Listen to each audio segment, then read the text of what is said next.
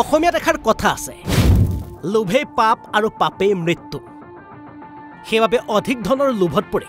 নিজৰ মৃত্যুক হাতবাউলি মাতিলে দেশৰ সকলোতকৈ ধনী মহিলাগৰাকীয়ে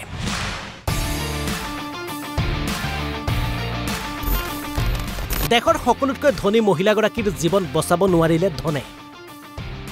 সিনেমাৰ দৰে এটা সঁচা কাহিনী যেন ভাৰতৰ জগত বিখ্যাত চোৰ হৰ্ষদ মেহতাৰ নতুন কাহিনী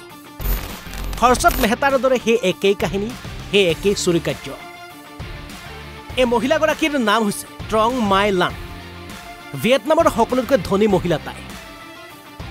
দেশখনৰ মুঠ জিডিপিৰ প্ৰায় 6% জিডিপিৰ ধন কেৱল এই মহিলাগৰাকীৰ হাতত পিছে এই মহিলাগৰাকীক চাই এনে নালাগে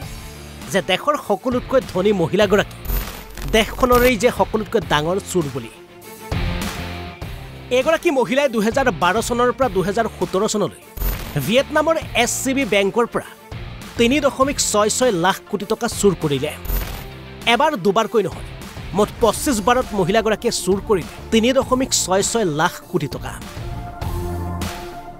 কেৱল ইমানেই নহয় এই ধন চুৰি কৰাৰ পাছত মহিলাগৰাকীয়ে বেংকৰ অডিটত হিচাপ ঠিকে দেখুৱাবৰ বাবে বেংক কৰ্মচাৰীক মুঠ উৎকোচ দিলে 1 লাখ কোটি টকা পেছা ইমান বৃহৎ ধনৰ পৰিমাণ চুৰ কৰি হাৰি যায় কেনেকৈ উলাই পৰিল সকলো গুমৰ ফাঁক আৰু শেষত 3 বছৰীয়া তদন্তৰ অন্ত 12 এপ্ৰিল শুকুৰবাৰে মহিলাগৰাকীৰ মৃত্যুদণ্ডৰ ঘোষণা কৰে ভিয়েটনাম চৰকাৰে